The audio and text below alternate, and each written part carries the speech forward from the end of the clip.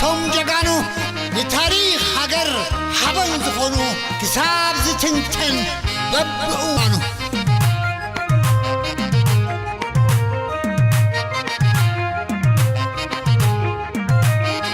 ريتراي مقاقر مريتا عوتا أمور حدنتا ريتراي مقاقر مريتا عوتا أمور حدنتا عدراس ولد ميكائيل هاجراو مختي عدراس تسمع نيات ماننتي شيخ عبد القادر كبيري بعرض مجره بعر شيخ إمام موسى كلهم سماتاتي شيخ إبراهيم سلطان عبتهم مسرتي عد ولد مريم عيال بموتي عد مرح ثورة عد خعواتي إيرت رحنتي عيتقوم يا خلتي بمعنى بتعمي زوج أبغادي تحدث إسراهم أبيري تي في دست بالزينة مسمارات تليفون كون إنترنت أبي إسرا شبه خيدانو استر حبيرنا نسمعيه زينة شفنا أقولت مرة غبيتات بحافشة تليفون إنترنت عندما فلاين مسفح نايل علي 35 بليون نقفة وفر رقم تجبر تقليتو 35 بليون نقفة ني إنترنت ني تليفون وفري كمستجبرة زينة دمعاتي وكيل رينا يوناتان نعبين زدالو تبتاب قرمسكال قرز غير كقربوي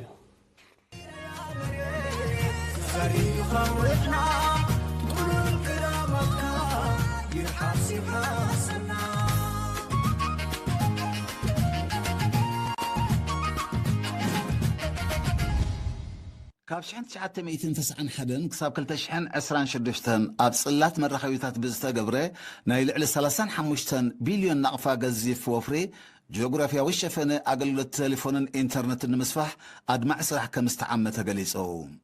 منستر مقعزيان مرة خويتاتن آتو تصفى سلاس برهاني نيرينا بزحب حبريتا زارغن جزيو زحلفن مسارحتات مربب أقل قوام تليفون بحدش متكال نمربات تنقصاصن قوام تليفونات زغلغل تحت بايتاوي مسمرات موداد 184 تاوراتن مسوز خير مسارحتاتن تحت غلصن متكال كمون متتثاو انترنتن ببقوانو مسفحون كابتي قند كم زخونه ابريو بزي مسرت اب كتماتات قردتن عد خلان حدش تحت بايتاو مسمرات تليفون كزرغحن كلو اب عصب زنبره بحدش كمستتكئ كمون اب كتماتات دقم حره كرن باصع تسنين عد قيحن معسكر حيل بحرن تمسسالي ناي مصغانن محداسن مسمرات مدبات كم ستتغبره اب كتم اسمرا دما اب كبابيتات اخريا داغ حموس حز مرام چران ماكل كتمان بتقلالا استات 73 كيلومتر شفن حدش مسمرات كم استوارد دغليصو اب اغلغلت تنقصاص تليفون بستغبره وفري جغرافياوي شفنه 900 بصحو مهلاو زحبره منستر تسفا سلاسه ابت مصيت هاجرن حزبن زسانن سغمن نهاجراون اهغراون مراخبيتات زغلغل زمناوي تكنولوجي كم زهلو نمغبار بقصالي سرح كم زلو انصيرو أقول تشحن حدن بفرق ميجا بايت الجمرة فتنة أقلقلت إنترنت أبزحلف 10 عمتات ناب حد شحن حمشت 236 ميجا بايت كم زعبين ناب ربعي ولدو 4G تأتي كم زلن بمجلاس أم حدك زبالة بوتاتات تدوكين نزلوا كثمتاتن حوس كثمتاتن بواي فاي أقلقلت إنترنت كم زرخبان مقبار زتجمر عيو أم مفلس أمتا كم زبزحي كمون نثمرامرتن نوسن معلتات أقلقلت إنترنت نزحتون أبقلسس تمركس أقلقلت كوهاب كم جمر أبريو اتي صلات حيال بدهوتات كم زلوا تقيسو دما تاورات نمتكال زحتو تحت قرص مقعزيا كمون حوسي مدربراو قرص مريتن برتع مقوتن كابتم قند مخانو بمتقاس نزي كل تصاويرهم تبصحين زلو درجة كون زغبرو موياويان من اسيات مقويسو منستر تسفا سلاسا موداتا نناي مساي وطن سرح ملكتو ابزها بحبريتا مسمم عبال تكنولوجي بمسقوام نتي اقلقلت المعبال بقصال كم سرح بمحبار أبا نوزوبا أرعتا مأكل دنكاليان قادين نوزوبا دكم حرن كالوتن كبابتاتن تاورات نايمت كالمدب كمزولو قليسو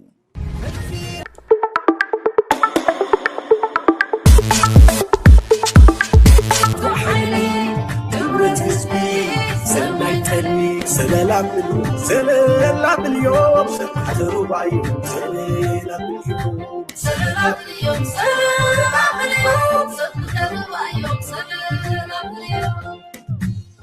اليوم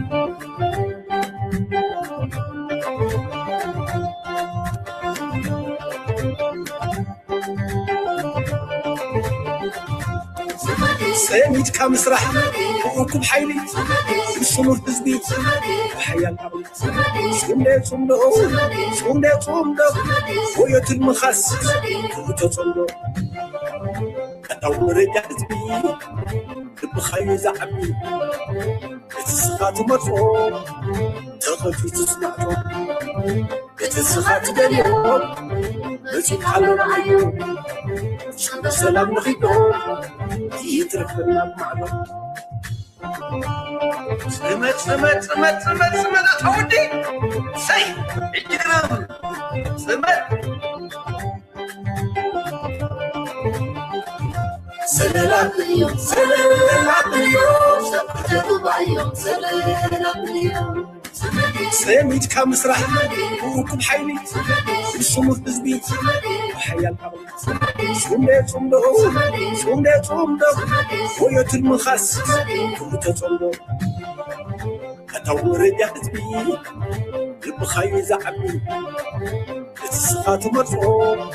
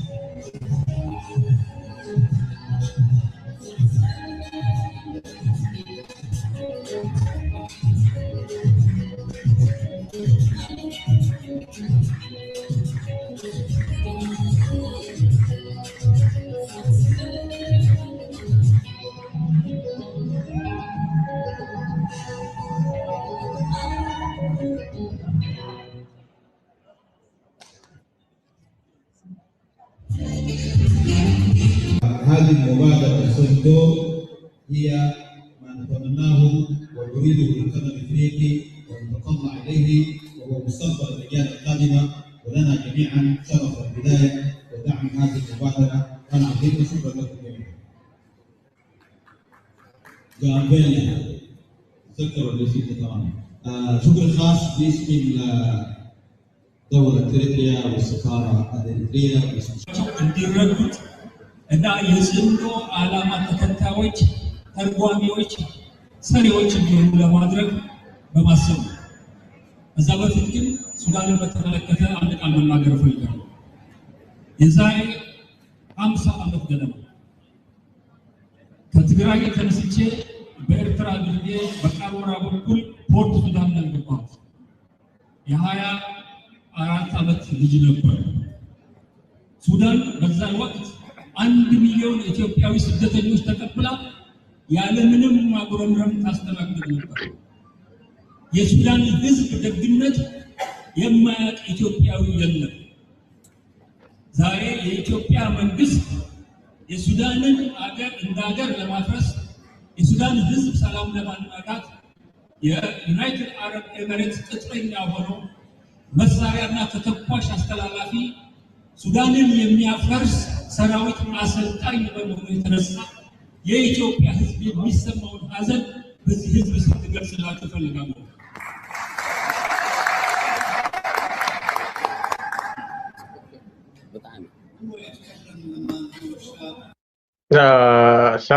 ሰላም ንኩልኻትኩም ተኸታተልቲ ትግራይ ሚድያ ኔትወርክ ሆፕ ሰሚዕኩሞ ትኾን ኢኹም እዚ ሆፕ ሰሚዕኩሞ ትኾን ኢኹም ኣምሓርኛ እንደይትሰምዑ ናይ ኣቶ አንዳርጋቸው ፅጌ እዋናዊ መልእኽቲ እዩ ሎማዓንቲ ኣብ ሱዳን ዝተገበረ ፅምዶ ሪኢኹሞ ኣብ ሶሻል ሚድያ ማዕረኽ እንደይ ዓብላሊ ኮይንኩም ዘሎ ስለዚ እቶም ናትና ደቂ ዓድና ኣብ ኢትዮጵያ ኮይንኩም ወዲ በሻሻ ክትድሕኑ ትሓስቡ ዘለኹም ብምሉኦም ኣብ ሱዳን ኣብ ዝተገበረ ፅምዶ ከም ዝሪኢኹሞ ዘለኹም ተስፋ ቁሩፅ ወላ ሓንቲ ዝመፅእ ነገር የለን። ኣብዚ ትሪእዎ ዘለኹም እዚ ብምሉ ናይ ቀርና ኣፍሪቃ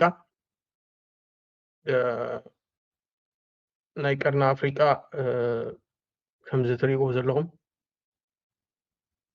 እዚ ኩሉ ኣብ ታሪክ ናይ ኢትዮጵያ ክንደይ ነገር ዝሕለፈ ብምሉእ ኣብዚኣ ተኣኻኺቡሉ ሶ ነቶም ብድሮን ጌርኩም ንህዝቢ ትግራይ ንህዝቢ ኤርትራን ክተፈራርሑ ትሓስቡ ዘለኹም ብፍላይ እዞም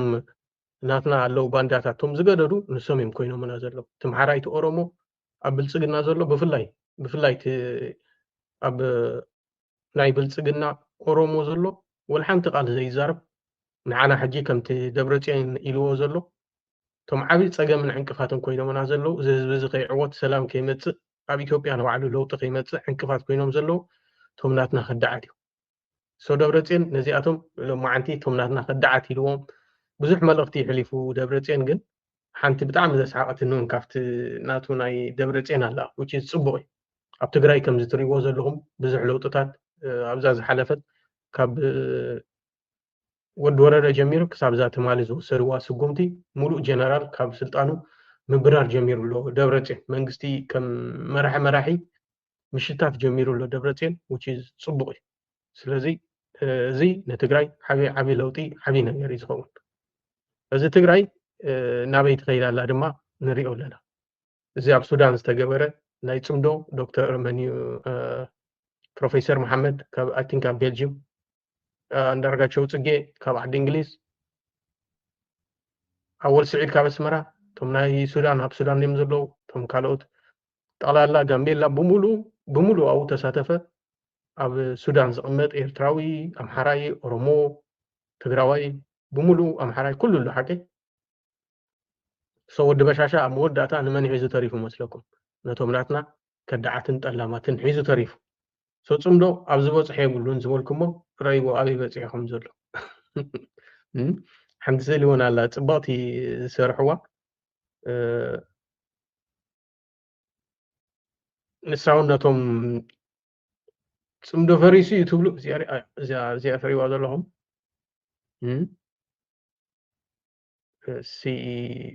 እዚ ትሪእዎ ዘለኹም ስቑኢልካ ኣይኮነን ሶ ኤርትራ ኢትዮጵያ ሶማልያ ሱዳን መን ተሪፉሉ ሕጂ እዚ ሜይቢ ኬንያን ጅቡትን እየን ተሪፈና ዘላ ሓቂ ያ ዝተወዲ በሻሻ ረእዩ ሽሪንክ ፖሊሲ ማለት እዚ ስዩም ተሸመ ነጊርየ ነይረ ሽሪንክ ፖሊሲ ማለት ከመይ ከም ዝኾነ ክንሪእካ ኢና ተፀበ ጥራሕ ኢለ ነይረ ሶ ሽሪንክ ፖሊሲ ማለት እዚ ወዲ በሻሻ ኣብ ውሽጢ ዓዲ ካብ ህዝቢ ማሕራ ድጋፍ የብሉ ካብ ህዝቢ ኦሮሞ ድጋፍ የብሉ ካብ ህዝቢ ትግራይ ድጋፍ የብሉን ህዝቢ ኦሮሞ ከምዚ ትሪእዎ ዘለኹም ኣብቲ ቅድሚ ሕጂ ናይ ቄሮ ናይ ፋኖን ቃልሲ ዝተጀመረሉ ኣምቦ ከተማ ብዙሓት ኣብዚ ኩናት እዚ እግሮም ዝተጎድኡ ኣብ ናዝሬት እውን ኣብ ኩሉ ዘለዉ ብፍላይ ኣብ ናይ ትግራይ ኩናትን ብድሕሪ ቀፂሉ ኣብ ናይ ኣምሓራ ክልል ምስ ፋኖ ኣብ ዝተገበረ ኩናት ዝበዝሕ መቁሰልትን መጉዳእትን ዝበፅሖ ናይ ኦሮሞ ተወላዳ እዩ እዚኣቶም መንግስቲ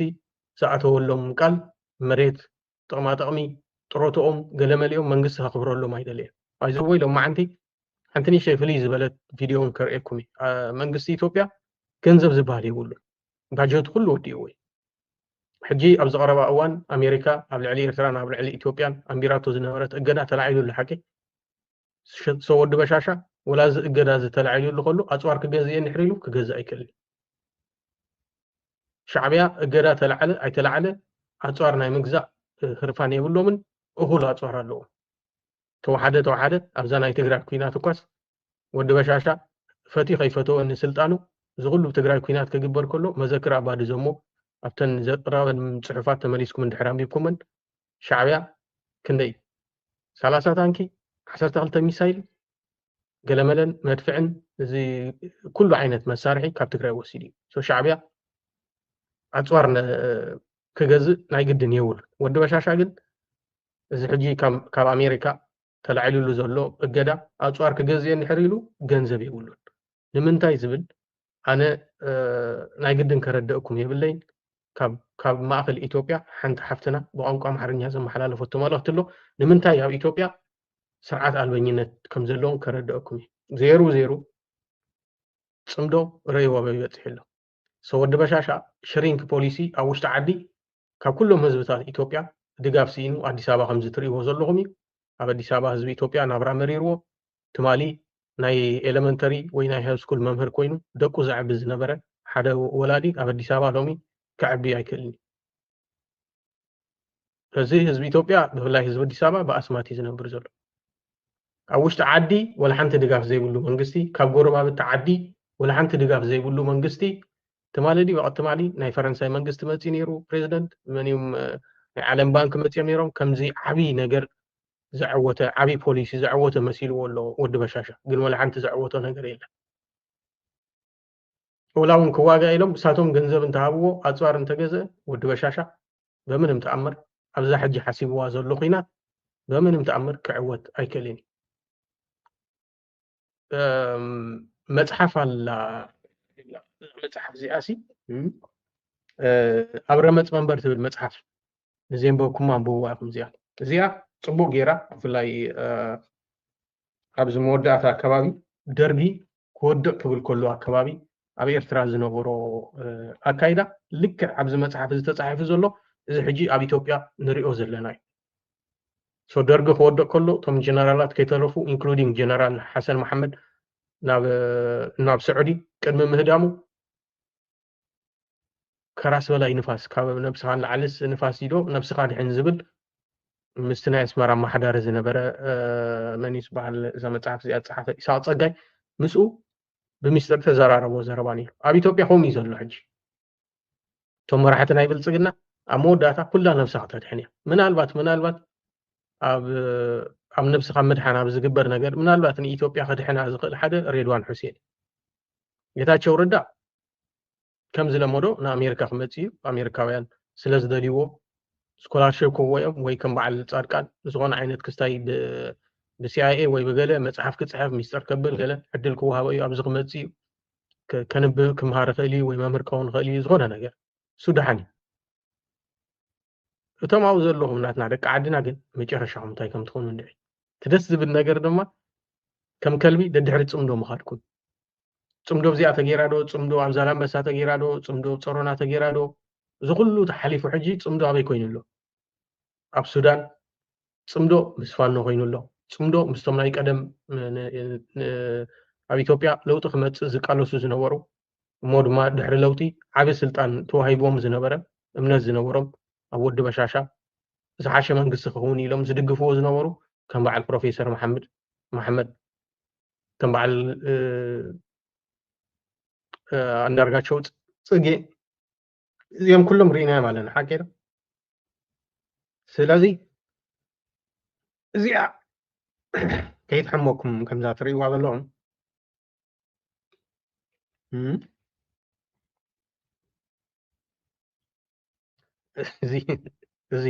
እዚ መሕፈሪ መሰንበዲ ወዲ በሻሻ ነዚ ክርኢ ከሎ ድቃስ ይብሉ ስለዚ ጽምዶ እዚ ጥራሕ ኣይኮነን መርዳ ኣሎ ኢለኩም ሓቂ መርዶኩም ተጸበዩኩም ብፍላይ ኣረን ራእይኩም ኣሎ ደንበዕነ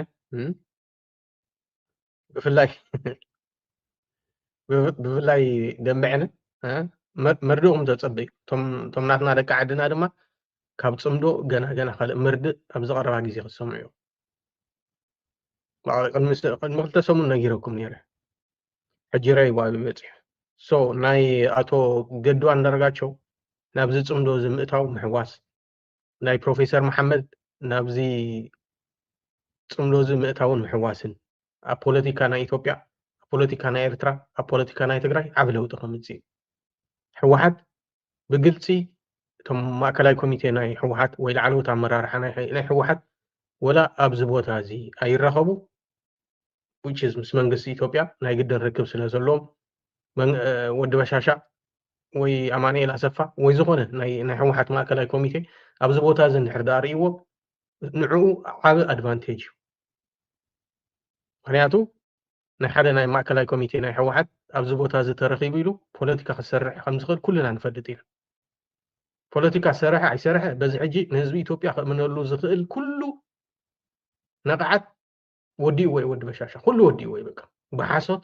ንህዝቢ ኢትዮጵያ ከምነሉ ዝኽእል ብሓሶት ንህዝቢ ኦሮሞ ከምነሉ ዝኽእል ነገራት ወዲኡ ወይ ድሕሪ ሕጂ ወዲ በሻሻ ንህዝቢ ትግራይ ዘእምነሉ ምክንያት ወላ ሓንቲ ነገር የለ ህዝብ ካብ ቀፂሉ መን እዩ ህዝቢ ምሓራ ማዓሲ ዝብልፅግና ዝበሃል ፓርቲ ዝኸድልና ዝብለሉ ግዜ ኢና በፂሕና ዘለና ህዝቢ ኦሮሞ ደሰይም ሓንቲ ቪድዮ ርኢኩም ነይረ ህዝቢ ኦሮሞ ካብቲ ካልእ ኢትዮጵያዊ ንላዕሊ እንዳተጨቆነ ዝመውት ዘሎ ዝዛረበሉ ስኢኑ ዘሎ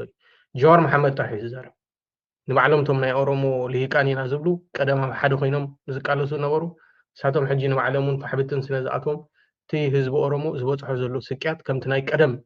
ክንሰምዖ ስለ ዘይከኣልና ዳ እምበር ንህዝቢ ኦሮሞ ካብ ሕወሓት ንላዕሊ ባዕሉ እዚ ሕጂ ኣብ ስልጣን ዘሎ መንግስቲ ኦሮሞ ወዲ በሻሻ ባዕሉ በዓል ሽመልስ ኣብዲሳ ብምሉኦም ትማው ዘለዎ ኦሮሞታት ሳቶም እዮም ዝቅጥቅጥዎን ዝቀትልዎን ዘለዉ ኣብ ታሪክ ናይ ኢትዮጵያ ንህዝቡ ብድሮን ዝጭፍጭፍ መራሒ እሞ ድማ ንኩሉ ብኣልማማ ዝጭፍጭፍ መራሒ ኣብ ታሪክ ኢትዮጵያ ንመጀመርያ ግዜ ወዲ በሻሻ እዩ ተራእዩ ድሮን ኣብ ትግራይ ተጠቂሙሉ ሎማዓንቲ እውን ዶክተር ደብረፅዮን ነጊርና ድሮን ኣብ ህዝቢ ኦሮሞ ተጠቂሙሉ ድሮን ኣብ ህዝቢ ምሓራ ኖርማል ኮይኑ ብፍላይ ኣብ ኣምሓራ ክልል ኣብ ጎጃም ኣብ ካልኦን ከባቢ ብፍላይ ኣብ ከባቢ ጎጃም ባህር ዳር ሒዝካ ምክንያቱ ካብ ባህር ዳር ንጎጃም ቀረባ ከይደ ነይረ ነርኢ ብፍላይ ደብረ ማርቆስ ካብ ደብረ ማርቆስ ተበጊስካ ንባህር ዳር ብሚኒባስ ኣብ ውሽጢ 3 ሰዓት ተኣቱ ትኽእል ኢኻ ሰው ወታደር ኮይኑ ካብ ጎጃም ተበጊሱ ደብረ ብርሃን ባህር ዳር ዋና ከተማ ናይ ክልል ኣምሓራ ከይትተሓዝ ተባሂሉ ወዲ በሻሻ ዝኾነ ዓይነት ምንቅስቃስ ናይ ፋኖ እንድሕር እዩ ከይዲ ይኮነን ዝዋግኦ ብድሮን እዩ ዝጭፍጭፎ ክጭፍጭፍ ከሎ ድማ ህዝብን ሰራዊትን ኣይፈልግን ንኩሉ ብሓደ ስፔሻሊ ነቲ ህዝቢ ንምርዓድ ንፋኖ ይሕግዙለው ኢሉ ስለ ዝኣምን ነቲ ህዝቢ ንምፍርራሕ ኩሉ ዓይነት ነገራት ይገብር ኣሎ ወዲ በሻሻ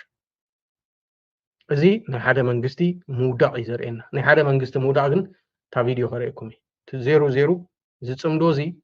ከምዚ ስኻትኩም ትብልዎ ዝነበርኩም ኣብ ዶብ ትግራይን ኤርትራን ኣብ መንጎ ናይ ትግራይ ኣክቲቪስታትን ኣብ መንጎ ናይ ኤርትራ ኣክቲቪስታት ወይ ዩቱበራትን ተሓፂሩ ኮፍ ዝብል መሲልኩም ነይሩ ኣብ ዝበፂሕሎ ሓደ ነብሱ ዝኸኣለ ኢንስቲትዩሽን ይፅምዶ ፅባሕ ድማ ኣብ መንጎ ኢትዮጵያን ኤርትራን ናይ ዘለኣለም ኩናት ንኸይህሉ ብፍላይ ኣብ መንጎ ትግራይን ኣብ መንጎ ኤርትራን ናይ ዘለኣለም ኩናት ንኸይህሉ ሓደ መቆፃፀሪ ከም ሓደ ኢንስቲትዩሽን ንዓና ዘገልግለና ፅምዶ እዩ ፅምዶ ኩሉ ፅምዶ ድሮን እዩ እዚ ፅምዶ ዝተዘይህሉ ነይሩ ወዲ በሻሻ ንህዝቢ ትግራይ ብመንግስቲ ሱዳን ገይሩ ክወግእ ብኤርትራ ገይሩ ክወግእ ብካልእ ገይሩ ክወግእ ንድሕሪት ዘብሎ ነገር የለ ንሻዕብያ እውን ከምኡ ደሰይ ኣንጻር ኤርትራ እውን ኩሉ ነገራት ከይገብር ፅምዶ ሓፂርዎ ኣሎ ስለዚ ወዲ በሻሻ ንበይኑ ተሪፉ ኣሎ እቶም ከዳዓት እንታይ ዝበሎ ደብረፅዮን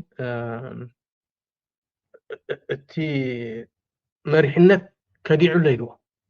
ተኸዳዕ መሪሕነት ናይ ሕወሓት ግን እንታይ ይገብር ከም ዘሎ ንሪኦ ኣለና ፅቡቅ እዩ